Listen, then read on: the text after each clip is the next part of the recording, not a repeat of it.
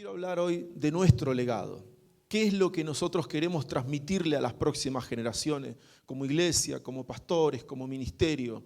A veces cuando miro para atrás recuerdo que yo vengo de una generación de gente que tenía mucha fe, que le creía a Dios.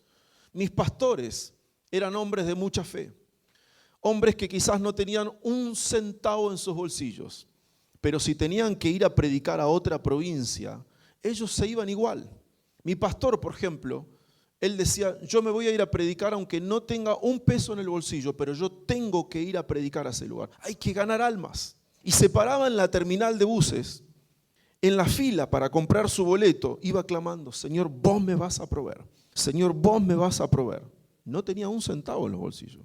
Pero de repente, él me contó un día, pasó un hermano de la iglesia, pastor, qué lindo verlo. ¿Dónde va? Voy a predicar al sur. Pastor, déjeme ganar la bendición. Yo quiero comprarle su ticket de pasaje. No, yo quiero comprarle su ticket de pasaje. Y ahí estaba. Eso es fe. Eso es gente de fe. Mi madre era una mujer, es una mujer de mucha oración. Ella se levanta a las 5 de la mañana a orar, a interceder por sus hijos. De hecho, lo está haciendo. Orando por la iglesia, orando por sus pastores, orando por la casa. Me crié en esa casa, solía decir, mamá, estoy aburrido. ¿Estás aburrido? Ponete a orar. No, ya se me fue el aburrimiento. Gente de oración, gente que sabía que de algún lado Dios iba a proveer. Que no sé cómo lo va a hacer el Señor, pero Dios tiene poder. Que nunca perdamos esa capacidad de entender que no depende de nosotros, sino depende de Dios. Que Dios lo va a hacer, que no sabemos de dónde van a salir los recursos, pero Dios abrirá puertas. Y si Dios tiene que levantar alguna hija de Faraón que no tiene nada que ver con el Evangelio, Dios lo va a hacer.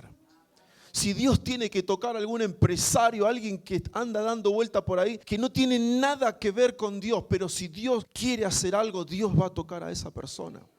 Dios lo va a hacer. Y en esta mañana quiero hablarles de eso. De nuestro legado, qué legado queremos dejarle a las próximas generaciones. Y es por eso que quiero que abran sus Biblias en Esdras capítulo 3, versículo 10. Esdras, mientras usted lo busca para contextualizarlo, es un gran libro. Y me gustaría que lo estudie después cuando usted llegue a su casa. Esdras era un profesor de historia. Y como soy profesor, me encantan los profesores. Y vamos a encontrar en esta historia de Esdras, que Esdras recopila la historia de Israel de ese tiempo, de ese contexto que les voy a leer ahora. Y en el capítulo 1, Esdras nos cuenta que 50.000 judíos volvieron de la esclavitud que habían estado por 70 años. 70 años estuvieron esclavos fuera de Jerusalén. El capítulo 2 nos cuenta un poco los destinatarios, pero este capítulo que vamos a leer ahora nos cuenta que había que restaurar el segundo templo. ¿Por qué? Porque el primer templo, del que les voy a contar un poquito ahora, del que nos habla esta historia, había sido destruido por Nabucodonosor. No había quedado absolutamente nada. Y el primer templo, el que había destruido Nabucodonosor, había sido un gran templo. Si tuviésemos que hablar de ese templo, diríamos que es una de las maravillas de este tiempo, porque estaba hecho de paredes de oro. Su madera había sido traída de muy lejos, del Líbano. Todo lo que estaba ahí adentro era un lujo, era una preciosura. Pero algo que caracterizaba a este primer templo era la Shequina, la presencia de Dios que descendía sobre ese templo. Pero eso ya no existía. Nabucodonosor se había encargado de robar todo el oro, de destruir todo ese templo, y por ende lo único que quedaban solamente eran piedras quemadas. Solamente lo único que quedaba eran piedras destruidas. Pero esta historia empieza diciendo así. ¿Lo encontró? Esdras capítulo 3, versículo 10. Dice, y cuando los albañiles del templo de Jehová, que dice, echaban los cimientos, pusieron a los sacerdotes vestidos de ropas con trompetas. O sea, era un día de júbilo. Vestidos con sus ropas con trompetas, y los levitas estaban allí con címbalos para alabar a Dios, según la ordenanza de David, el rey de Israel. ¿Y qué pasaba? Imagínense ustedes, ellos habían retornado después de 70 años, habían retornado a Jerusalén para levantar otro templo. Estaban en esa situación de comenzar a construir un nuevo templo. Y estaban allí ¿cómo estaban? Estaban felices, estaban contentos porque el pueblo necesitaba construir un nuevo templo. Y estaban allí felices, alabando y dando gracias ¿a quién? ¿Qué es lo que estamos haciendo en esta mañana? Diciendo, porque Él es bueno. ¿Y por qué? Porque para siempre es su misericordia. Y todo el pueblo aclamaba con gran júbilo, alabando a Jehová, porque se echaban, ¿qué cosa? Los primeros cimientos de la casa de Jehová. Miren qué lindo. Estaban felices porque sobre esas piedras quemadas y destruidas, ellos estaban comenzando a reconstruir una nueva historia. Pero, diga pero, mientras muchos de los sacerdotes, de los levitas y de los jefes de las casas paternas, ¿qué dice? Ancianos que habían visto la primera casa, viendo echar los cimientos de esta casa, ¿qué hicieron? Lloraban en alta voz. Mientras muchos otros, dice, daban grandes gritos ¿de qué? De alegría. Y fíjense en esto, qué interesante. Los ancianos lloraban y los jóvenes, ¿qué hacían? Estaban felices. Y ahora les voy a contar por qué. Y como les vine a hablar de legado, quiero decirles que me quiero despegar de esa idea de herencia que muchas veces repetimos, porque legado no es herencia. Legado es lo que nosotros les vamos a dejar a las próximas generaciones. Y herencia tiene que ver mucho más con el testamento, con los bienes, con la herencia que yo quiero dejarle a mis hijos. A veces pienso que quiero dejarle a mi hijo una casa, quiero dejarle un mejor bienestar. Eso sería una herencia. Pero no vine a hablarles de herencia, vine a hablarles de legado. Y yo quiero que mi hijo, no importa si yo le dejo una casa más o una casa menos, lo que me interesa es que él pueda recibir un legado de parte mía y que él pueda adorar a Dios en los próximos años que tendrá que enfrentar su vida. Tendrá que luchar mucho con esta vida, pero que nunca se olvide que aún en los momentos difíciles Dios estará con él. Como estuvo con mis padres, como estuvo conmigo, yo quiero que él sepa que Dios seguirá estando también con él. Ese es el legado que quiero dejarle a mi familia y me encantaría que usted también comience a pensar en eso. Queremos dejarle algo mucho más importante en esta vida que los recursos materiales. Mi madre decía, no te vas a llevar nada de esta vida. Y con suerte te vas a llevar estos zapatos, así que usalos y que se rompan. Y quiero hablarles de eso, de legado. Y contarles una historia. En 1791, John Wesley, un gran predicador británico, un hombre de mucha fe, un hombre que transformó Inglaterra, trajo un gran avivamiento a Inglaterra. Dios lo usó a él para que muchas personas pudiesen conocer a Cristo. Él escribió una carta a un amigo llamado William Wilberforce, quizás se lo olvide, pero quería contarles que se llamaba William Wilberforce. ¿Quién era William Wilberforce? Bueno, William Wilberforce era un hombre que estaba en el Parlamento británico, un hombre muy importante en el Parlamento británico, un hombre con mucha autoridad, una voz respetada en el Parlamento allí. Y John Wesley le escribe una carta en 1791 y le dice, querido amigo Williams, te pido encarecidamente que cada vez que te toque hablar, vos puedas hablar para que algún día la esclavitud deje de ser oficial en este país, que se pueda abolir la esclavitud.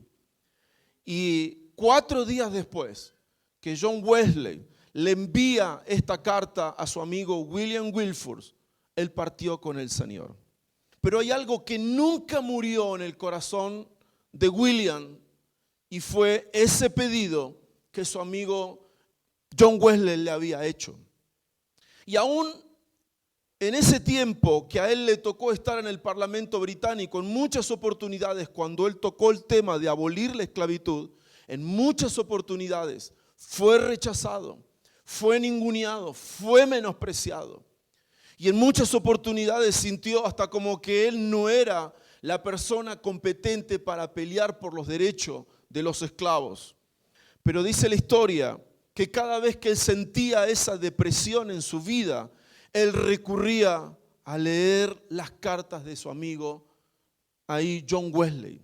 Y cada vez que leía esas cartas, él sentía la presencia de Dios. Cada vez que él leía esas cartas, sentía como que Dios le daba nueva fuerza y como que Dios lo había puesto en ese lugar. En 1833, por fin el Parlamento británico saca un decreto y a partir de ese día la esclavitud dejó de ser.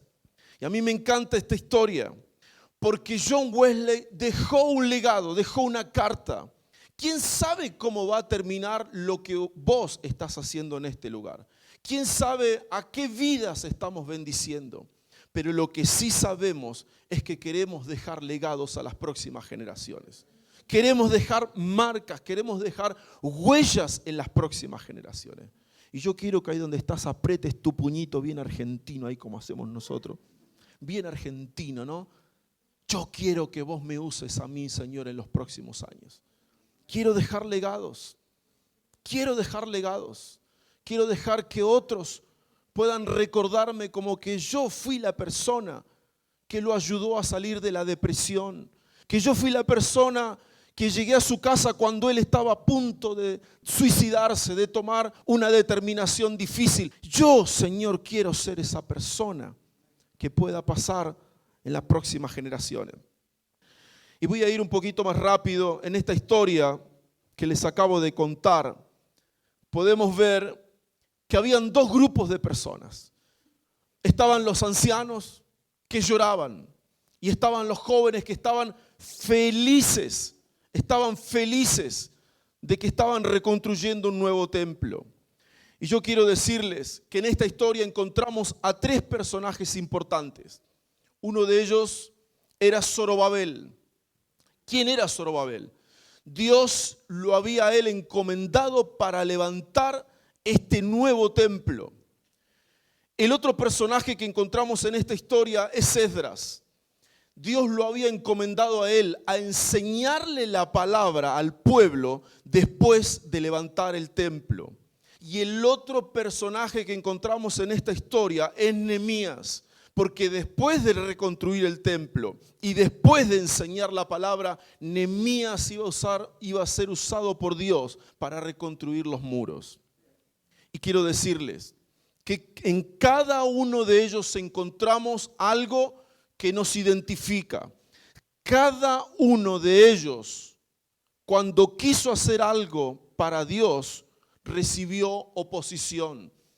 Zorobabel recibió oposición de los ancianos porque dijeron: ¿cómo vamos a construir un templo de estas piedras quemadas y partidas?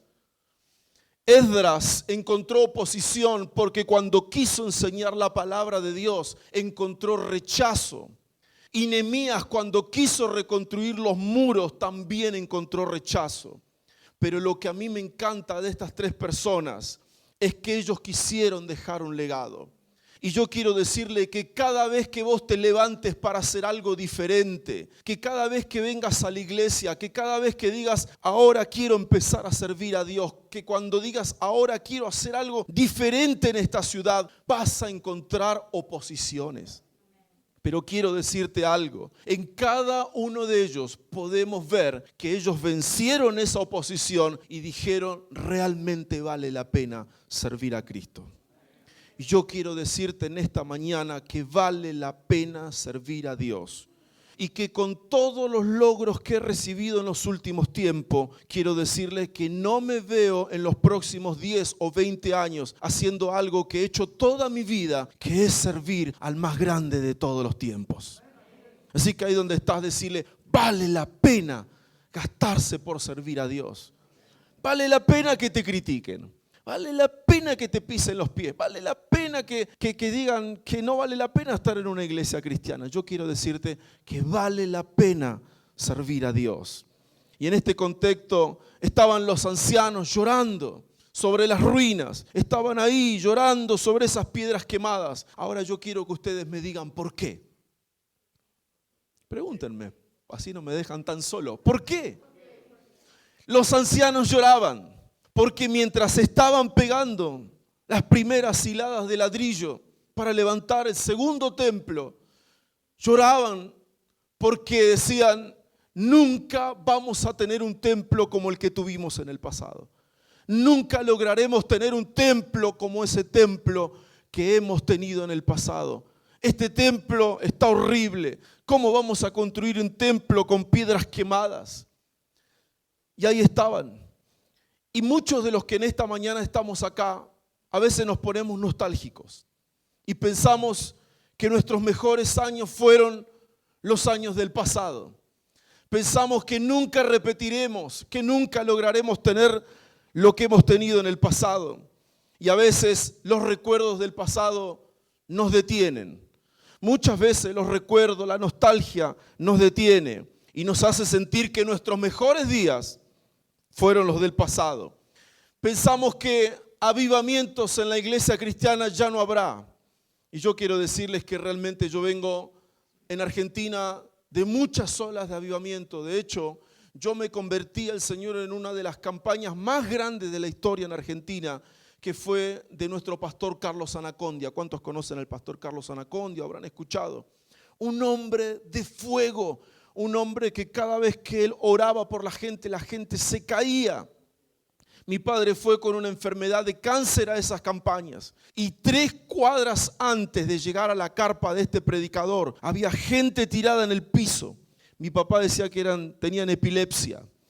Estaban hablando en lenguas, lleno de la presencia de Dios. Y mientras caminábamos hacia la carpa, un hombre de esta estatura, hablando de Dios, hablando del poder de Dios. Y allí a la noche terminaba con una oración. Y recuerdo verlo a mi papá llorar. Mi papá era un roble duro, Solo Dios podía hacerlo llorar. Pero ahí estaba llorando. Y quiero decirles que mi papá fue sano en esa noche. Mi papá vivió más de 30 años después de esa sanidad. Llevó los estudios al hospital y lo declararon sano para la gloria del Señor. Así que mi papá, que me estaba preparando para ser catequista en la iglesia católica, éramos muy católicos. Mi viejo me dice, a partir de hoy no, vamos a esta iglesia de estos locos, nos vamos a quedar acá. Y le digo, ¿y mi catecismo? Bueno, no sé, prepárate acá en esta iglesia, serás docente en esta iglesia, pero acá nos vamos a quedar. Yo vengo de una época donde la gente hacía cola para entrar a nuestras iglesias. Vengo de una iglesia donde éramos 1.500 miembros y la gente hacía colas para esperar el segundo culto y colas para entrar al tercer culto. La gente se peleaba por ocupar un lugar en nuestras iglesias. Podría contarle de los avivamientos. La gente entraba a nuestras reuniones llorando. La gente se levantaba y decía, pastor, quiero contar un testimonio. Hoy el Señor me libró de un juicio que estaba por perderlo, pero Dios me ayudó.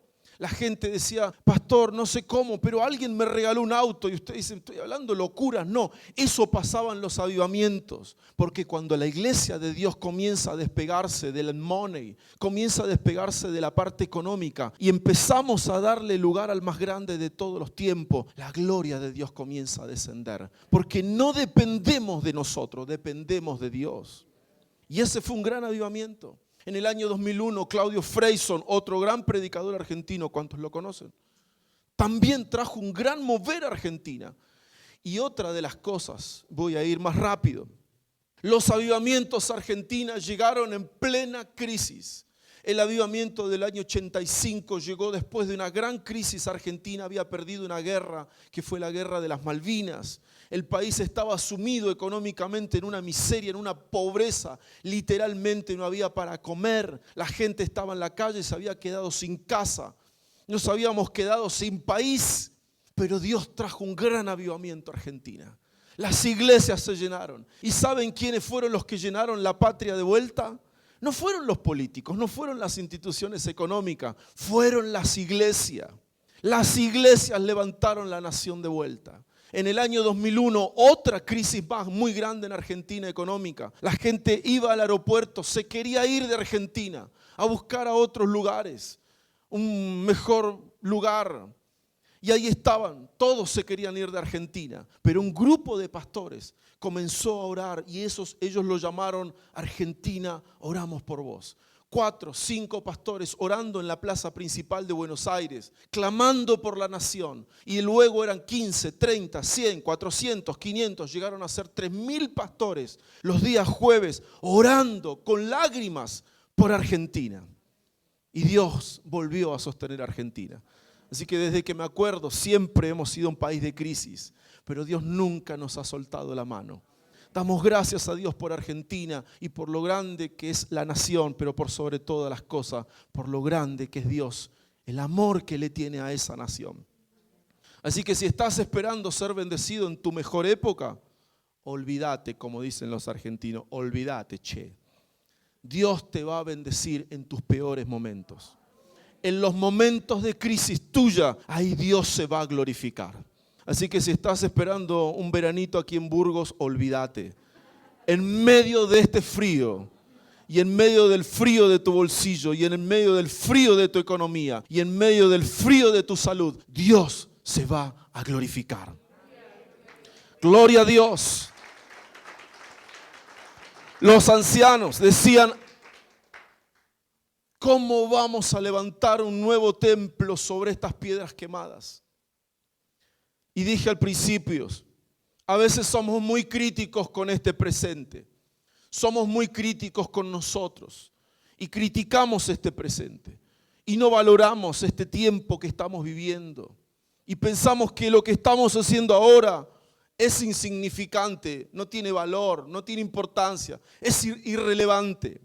Y a veces escuchamos gente en la iglesia que me para y me dice: pastor, antes sí que me iba bien. Realmente antes las cosas me salían mejor.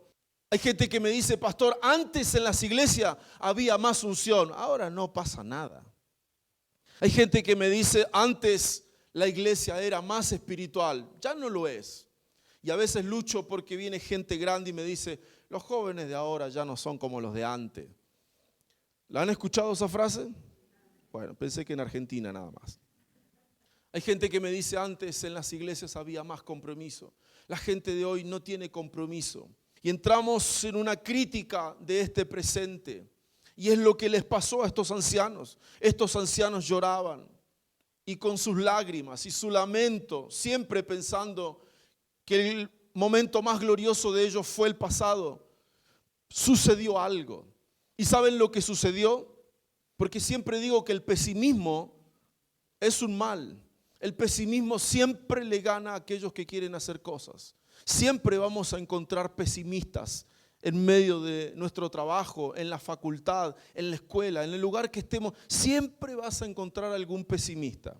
Y desgraciadamente la Biblia nos dice que estos ancianos le ganaron a los jóvenes. Vencieron a las ganas que tenían los jóvenes de levantar un nuevo templo. Los jóvenes decían: no nos interesa si las piedras están quemadas, no nos interesa si el pasado fue glorioso. Para nosotros lo más importante es lo que estamos haciendo ahora. Pero sucedió que el pesimismo de esta gente venció a las ganas que tenían los jóvenes. ¿Y saben lo que sucedió? Pregúntenme qué. ¿Qué sucedió? La obra de Dios, el templo se detuvo por 15 años. Miren qué triste. Por 15 años los jóvenes se quedaron sin iglesia. Los jóvenes por 15 años se quedaron sin palabra de Dios. Se quedaron sin un lugar donde poder ofrecer algo a Dios. Por 15 años, la negatividad le ganó a la positividad. Yo quiero decirles en esta mañana que Dios no nos ha llamado para hacer piedras de zapato. Dios no nos ha llamado para hacer puentes rotos. Dios nos ha llamado para dejarle un legado a las próximas generaciones. Y es por eso que debemos ser positivos. En Cristo no hay recetas. No es como la torta. Cuando usted hace una torta dice son 2 huevos, la clara no va. Póngale una cucharada de azúcar, 2 de manteca. No, Señor, el Evangelio es algo impredecible. No sé cómo Dios hará lo que tenga que hacer. No sé de la manera que Dios se querrá manifestar en las próximas generaciones, pero yo sé y estoy seguro que Dios no va a volver a repetir ninguna receta. Si Dios va a hacer algo, Él lo va a hacer de una manera nueva y diferente. Y nos sorprenderemos los que ya hemos perdido algunos pelos y tenemos pelos blancos. Nos sorprenderemos porque Dios nos quiere sorprender. Dios nos quiere sorprender con algo nuevo. Y encontramos que las consecuencias, escuche, hubo consecuencias. Porque en estos 15 años que la obra se detuvo, no es que no pasó nada. Sí pasaron cosas. Y Ageo, el libro de Ageo, que es un libro contemporáneo a Esdras, nos cuenta un poco qué fue lo que sucedió en esos 15 años que los ancianos negativos le ganaron al futuro. En esos 15 años, Esdras nos cuenta allí en el capítulo 1, versículo 4, nos dice, es que para vosotros es tiempo de habitar en vuestras casas artesonadas, y esta casa está desierta. ¿Saben lo que pasó en esos 15 años que la obra se detuvo? Esos jóvenes que se quedaron sin templo, se fueron y se dedicaron a construir casas, se dedicaron a construir un futuro. Dijeron, bueno, si no podemos construirle la casa a Dios, entonces nos preocuparemos de nuestras cosas. Y la Biblia dice que Ageo les está diciendo, ¿cómo puede ser que la casa de Dios está desierta y sus casas están bellísimas, están hermosas? Fíjense qué es lo que pasa cuando hay una generación que no deja legados. ¿Qué pasa cuando una generación no le está dejando un legado a las próximas generaciones? Tus hijos dejan de conocer a Dios. Tengo muchos amigos que se han criado conmigo en el Evangelio y hoy no están en nuestras iglesias. Y a veces me llaman por teléfono y me dicen, che, Andrés, no sabes qué bien que estoy. Me compré una casa en un barrio privado. Me está yendo re bien, como decimos nosotros, ¿no? Para sumar al bien, le ponemos el re bien. Pero, diga pero, no están en la iglesia. Y por ende, sus hijos no conocen a Cristo. Ellos no conocen a Dios. Y a mí eso realmente me apena. Porque quizás sus hijos, sus vidas estén llenas de buenas economías, pero están sin la bendición de Dios. Y es por eso que yo hoy a la mañana quiero dejarles una carga como iglesia, como pastores. Quiero dejarles una carga. Porque podemos ver que durante estos 15 años donde no hubo una construcción de una iglesia, hubo una generación que comenzó a perderse. Y es por eso que no solo se perdieron, sino que estaban muy lejos de Dios, pero también muy lejos de la gracia de Dios. Y yo siempre pienso que lo tenían todo, pero no tenían la bendición de Dios. Y yo quiero que mis hijos y mis nietos y mis jóvenes de mi iglesia les hablo de que hay que prosperar. Que no podemos ser pacatos caminando por la calle y que la gente se burle de nuestra miseria. No les vine a hablar de prosperidad. Les hablo a mis jóvenes de que tenemos que ser los mejores jóvenes en la universidad. Nuestros jóvenes tienen que ser universitarios. Nos tenemos que parar como una voz en las universidades. De hecho, yo soy profesor en filosofía y tengo mis cátedras, el 90% de mis alumnos son ateos. Y ahí no solo enseño filosofía, sino que también ahí enseño de la grandeza de Dios. Y es por eso que tenemos que levantar a nuestras próximas generaciones como una voz autorizada en esta ciudad. que cuando nos paremos en una plaza en esta ciudad a hablar de Dios, la gente pare su auto y diga, momento, ¿quién es el que está hablando?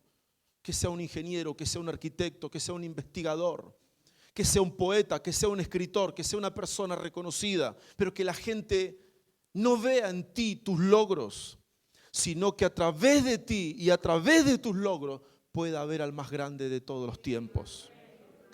Gloria a Dios. Y es por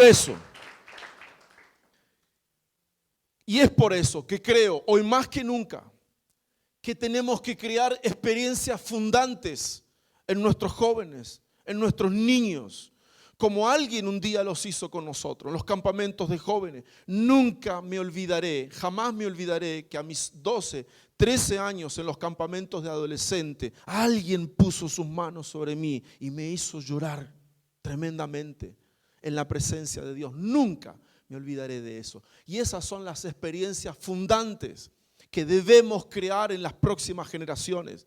Porque cuando sean grandes, jamás se olvidarán de esos fundamentos que hubo en el pasado. Es necesario que aquí en Burgos, que aquí en España podamos hablar más de Jesús. ¿Cuántos están de acuerdo?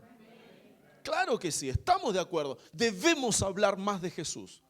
Pero déjeme decirle algo, debemos hablar mejor de Jesús. No solo es cuestión de hablar más de Él, sino debemos hablar mejor de Él, mucho mejor de Él. Debemos dejar de hablar de un Dios censurador, de un Dios torturador, de un Dios que controla, que tiene todo el poder. Debemos hablar mejor de Dios. Dios es un Dios de amor. Dios es un Dios perdonador. Su gracia está sobre nosotros cada día. Y aunque hemos tropezado una y mil veces, seguiremos tropezando. Pero de allí Dios nos levantará. De allí Dios una y mil veces nos levantará. Porque caminar es equilibrarse. Esto usted no lo ve porque claro, lo hace tan normal que no se da cuenta. Pero caminar es equilibrarse. Y cuando levanta esta patita es desequilibrarse para volverse a equilibrar. Para desequilibrarse para volver a equilibrarse. Y es por eso que los niños cuando comienzan a caminar nosotros les hacemos una gran fiesta. Sí, yo lo he hecho porque ya no lo tenía que tener a UPA. Y hacemos una gran fiesta porque nuestros niños comienzan en su psiquis a darse cuenta que ese es uno de los pasos más fundamentales de su vida. Porque ahora sí ellos tienen autoridad en su cuerpo. Y yo quiero decirles también que en el Evangelio estaremos a veces equilibrados y nos desequilibraremos. Muchas veces sentiremos desequilibrio, pero nos volveremos a equilibrar para la gloria del Señor. Y es por eso que debemos hablar de ese Dios, mucho más. Llenemos nuestros hijos, nuestras hijas de testimonio. Contémosles quién es Dios. Hablemosles a las próximas generaciones, a nuestros alumnos. ¿Hay docentes acá en esta mañana? ¿O estoy solo? Bueno, estoy solo. Pero yo doy clases en escuela secundaria de monjas. Y las primeras clases las monjas se sientan ahí, como está Gonzalo, cruzadito de pierna ahí, controlando a ver qué es lo que estoy diciendo. Pero ahí estoy haciendo pedagogía con mis alumnos, hablándole del más grande de todos los tiempos. No hablo de religión, hablo de Dios, del más grande de todos los tiempos. Hagan pedagogía en la parada de los buses. Hagan pedagogía allí en el fútbol 5, en la paleta, cuando van a jugar al pádel. Haced pedagogía. De hecho, yo voy a jugar al pádel con gente que no tiene nada que ver con Dios. Pero ahí estamos hablando de Dios. Antes de salir para acá, uno de esos muchachos que vamos los martes a jugar al pádel me dice: Andrés, acordate que a España tenés que llevar un seguro de vida. Sí, le digo yo. Y acordate que ese seguro de vida sale tanto. Sí, le digo yo. Porque si no, me dice. ¿Y porque si no qué? Le digo. Y porque si no, me dice, vas a quedar en las manos de Dios allá en España. Yo le digo, eso es lo que quiero. Quiero quedarme en las manos del Señor. Bueno, igual lo hice el seguro, quédese tranquilo. Pero él no es cristiano, pero lanzó esa frase y me encantó. Vas a quedarte en las manos de Dios. Y yo quiero decirle que en esta mañana nosotros estamos en las manos de Dios. Dependemos de Dios. Yo no sé qué problema o qué rollo tengas en esta mañana, pero yo quiero decirte que vos dependés de Dios. ¿Tenés deudas? Tranquilo, dependés de Dios. ¿Estás enfermo? Tranquilo, dependés de Dios. ¿Estás pasando por un momento de depresión? Tranquilo, no te vas a morir, dependés de Dios. Y sigue la historia. 15 años sin templo, 15 años sin un lugar para dar gracias a Dios. Pero diga pero Dios siempre lo que comienza lo termina bien. Todo lo que Dios empieza lo termina bien. Y a este Dios, mientras estaba la depresión en ese lugar, mientras estaba la decepción en ese lugar, Dios levanta al profeta Ageo y lleva una tremenda palabra. Y sobre esas piedras quemadas y sobre ese lugar arrumbado, Él declara una gran profecía. Y escuche lo que dice Ageo en el capítulo 2, versículo 4. Le lanza esta gran profecía sobre ese lugar donde estaban todos aquellos decepcionados. Le dice: Zorobabel, recuerden quién era Zorobabel. Esfuérzate, dice Jehová. Esfuérzate también Josué, que era su hijo, sumo sacerdote, y le dice: cobrad ¿qué cosa? Ánimo. Y eso es lo que necesitamos como iglesia, cobrar ánimo, ¿sí? Y le dice: cobrad ánimo, porque toda la tierra, dice Jehová, trabajad, porque yo estoy con vosotros, dice Jehová de los ejércitos. Mire cómo empieza la profecía. Le dice que se esfuercen, que cobren ánimo. Y es lo que necesitamos como generación.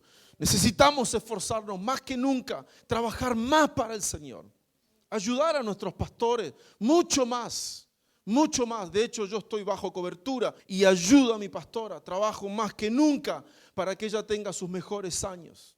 Estamos proclamando que este tiene que ser el mejor año para mi pastora. Y ahí estamos, creyéndolo.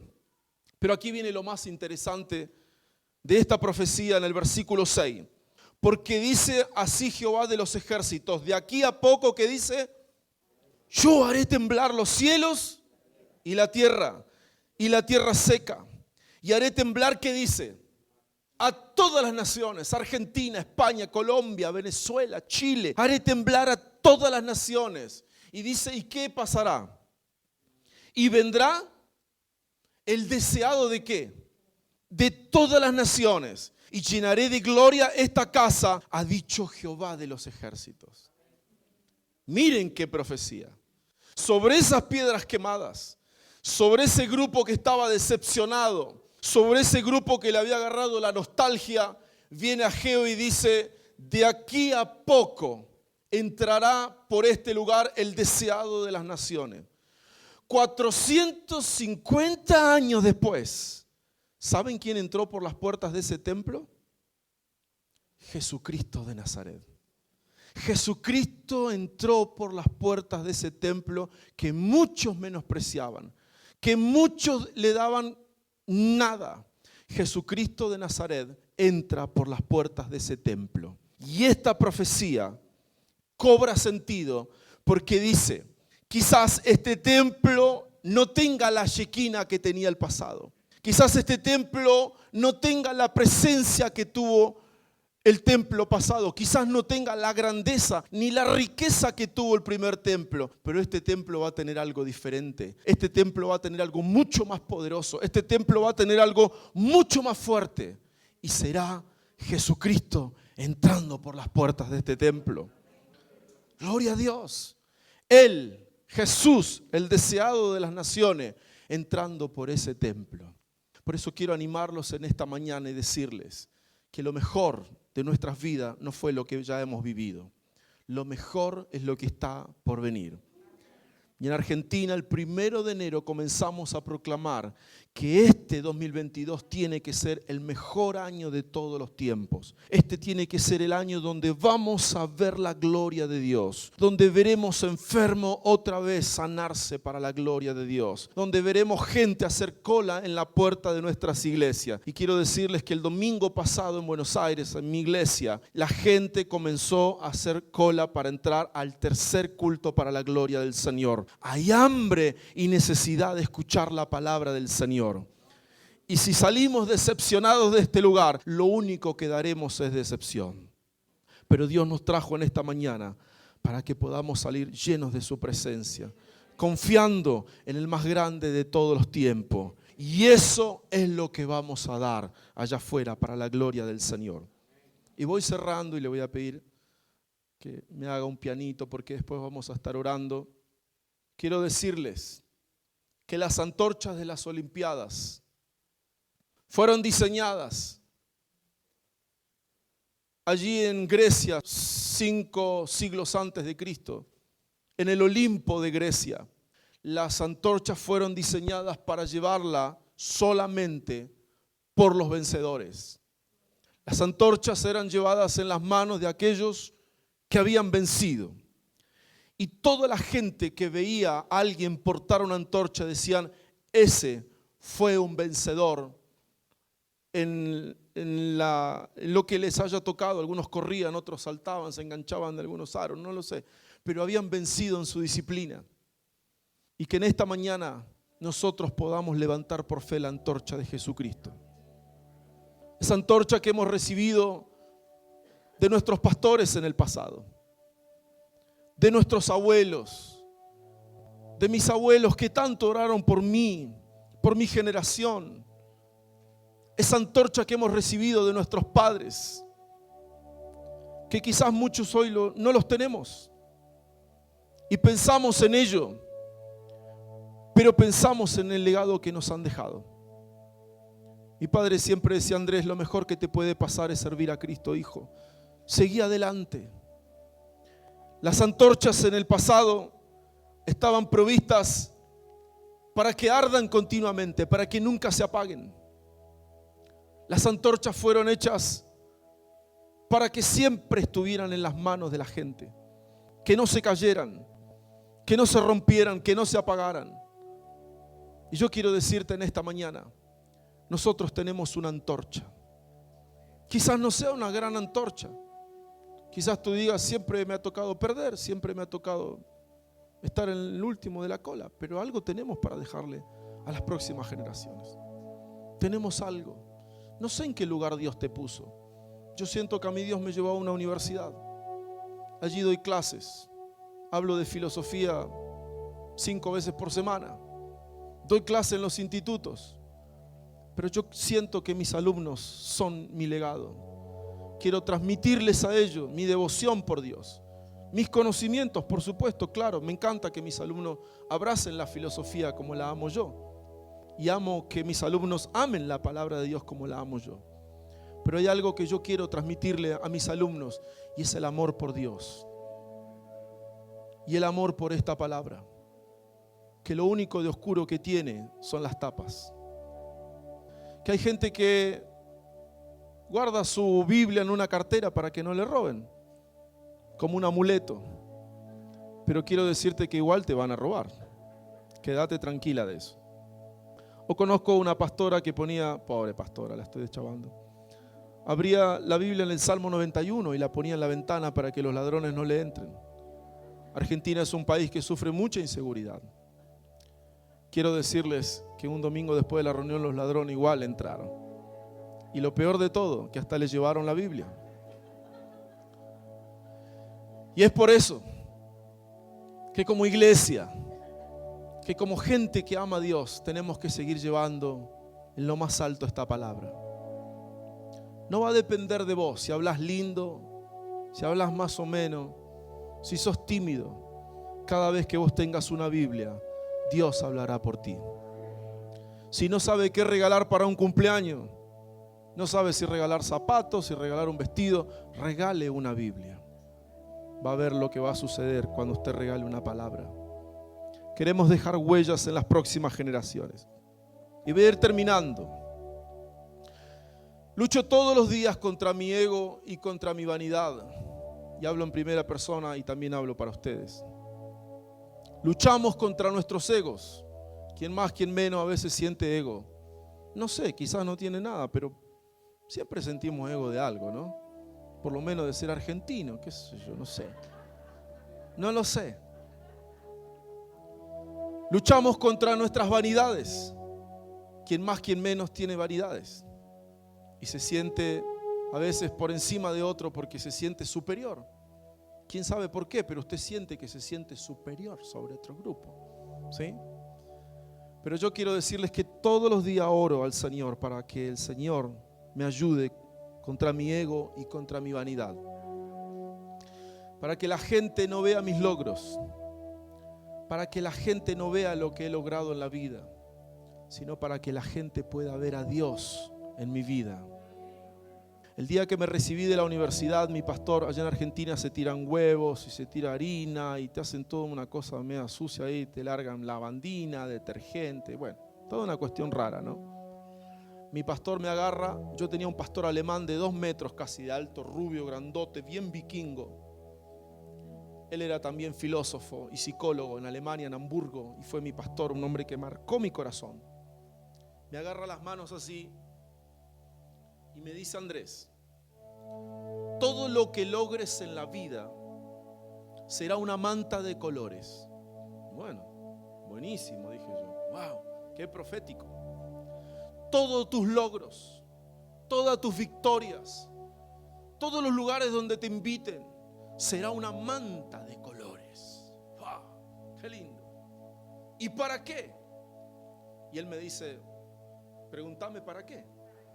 No le pregunto a usted, yo le dije, él me preguntó a mí. ¿Para qué, pastor? Le digo yo. Para que esa manta de colores pueda ser puesta arriba de un burro. ¡Wow! Y me dice él: pregúntame quién es el burro. Como buenos filósofos somos muy preguntones. Y entonces él me dice, le digo yo: bueno, ¿quién es el burro? El burro sos vos. Y esa manta de colores, tus logros tienen que estar arriba de ese burro, arriba tuyo. ¿Y sabes para qué? Para que Jesús, el más grande de los grandes, se pueda sentar sobre tus logros y sobre vos que sos el burro. Y que el que brille no seas vos, sino sea Dios. Así que si hay alguien que siente vanidad de algo, si siente que se tiene que sentir vanidoso porque lo hizo, quiero que en esta mañana salga de este lugar dándole gracias a Dios y diciéndole: Señor, todo lo que tengo y todo lo que soy, solo me lo has prestado por gracia y por misericordia. Y no solo para metérmelo en el bolsillo y decir: es mío, sino para compartirlo con las próximas generaciones que vendrán para la gloria del Señor. Ustedes esparcirán el evangelio aquí en Burgo. No será solo la tarea de Katy y de Gonzalo, será su tarea también traer gente a esta iglesia. Ustedes esparcirán lo mejor que tienen para dar en esta ciudad. Yo creo que los mejores años de esta iglesia serán los que van a venir. Mientras usted se pone de pie, esta profecía de Ageo sobre ese lugar termina de una manera maravillosa. Allí en el capítulo 2, Ageo, ese es un libro muy cortito, en el versículo 19, después de haberle dicho que ese templo que ellos habían despreciado tendría algo que no tenía el primer templo, que era Jesús entrando por las puertas de ese templo, tira una frase con la que quiero terminar en esta mañana. En el versículo 19, después de haberle dicho todo lo que le dijo, le dice: mas desde este día os bendeciré. Miren qué lindo. Mas desde este día los bendeciré. Y yo quiero dejarles esta palabra a muchos que hoy en esta mañana han venido a este lugar, que no saben por qué llegaron a este lugar. Quiero decirles que lo mejor de Dios está por venir. Ninguno de tus hijos se va a perder. Comience a clamar ahí, levante su mano. Ninguno de tus hijos se va a perder. Ninguna de tus hijas se va a perder. Tú no te vas a quedar sin trabajo. Todo lo que has perdido, Dios te lo va a volver a dar. Y no es un cumplido. Te lo digo porque Dios me ha restaurado muchas veces. Cuando he sentido que he perdido algo en la vida, Dios me ha mostrado que Él tenía algo mejor para mí. Y con esa autoridad te lo digo en esta mañana. Ahí donde estás, dale gracias a Dios y quiero orar por este lugar. Pedirle a Dios que en esta mañana el Espíritu Santo de Dios pueda recobrar vidas que están destrozadas, deprimidas. Aquellos que han venido en esta mañana llenos de negatividad, diciendo esto no tiene sentido, esto no va a salir, esto no se puede hacer. Yo quiero decirte que el Espíritu Santo de Dios en esta mañana nos ha hablado de una manera especial. Yo no sé cómo Dios lo va a hacer. La verdad no tengo la receta para decírtelo. Si la tuviera te la diría, pero no la tengo. Pero yo sé que este será uno de los mejores años que hemos vivido para la gloria del Señor. ¿Qué fue lo que perdiste en el pasado? ¿Te ningunearon? ¿Te menospreciaron? ¿Te cerraron puertas? ¿Fuiste despreciado? ¿Sentiste el desprecio en carne propia? Yo quiero decirte que este va a ser un año de restauración. Un año de restauración. Dios levantará una vez más. No sé cómo lo hará, pero Dios lo hará. Estoy seguro que a este Dios que predico, Dios lo va a volver a hacer. Dios te va a posicionar en el lugar que te tiene que posicionar. Dios abrirá puertas donde no las hay. Y tocará gente que vos no te imaginás, pero Dios lo hará. Dios lo va a hacer. Dios lo hará. En este año, yo hace 2 años que estoy enseñando en la Universidad de La Plata. Mi sueño era poder dar algún día en la Universidad de Buenos Aires. Una universidad muy prestigiosa, hay que tener muchos puntos para enseñar en ese lugar. Le dije, Señor, yo quiero enseñar en ese lugar. En este año, antes de venir para este lugar, me llegó una gran invitación. Y la invitación es comenzar a ser ayudante de cátedra en una de las materias que doy en la Universidad de Buenos Aires. Tal vez no sea el profesor titular, pero estaré de ayudante de cátedra y es un paso. Ahora quiero decirles que cuando esté ahí, voy a hacer ese pan y queso porque yo quiero estar ahí, en el mejor equipo. Y ahí donde estás, vamos a cerrar orando. Tomémonos un minuto para orar y darle gracias a Dios. Comience a darle gracias a Dios. Si quiere recordar su pasado, recuérdelo por unos segundos y dígale, Señor, mira todo lo que me ha pasado. Se me han cerrado puertas. Gente me soltó la mano. Personas a las que yo le había confiado mi corazón me defraudaron. Pero que el Espíritu Santo de Dios hoy toque, ahora. Comience a tocarte y a mostrarte que Dios lo volverá a hacer otra vez. Que no importa cuánta gloria hemos vivido en el pasado, lo que viene va a ser más poderoso. Habrá más unción, habrá más presencia de Dios. Dios abrirá puertas de prosperidad. Dios abrirá puertas de sanidad. Dios abrirá puertas en esta ciudad. Lo creo y oro. Y esta era mi oración, orar por Katy, por Gonzalo, para que Dios pueda mostrarles su gloria en este 2022. Este lugar está hermoso, pero yo quiero pedirle a Dios y me voy con esta carga para que esta iglesia pueda crecer. Que Dios traiga a este lugar necesitados en el nombre del Señor. Tómese unos minutos, oren ahí, denle gracias a Dios. Denle gracias a Dios. Gracias al Señor.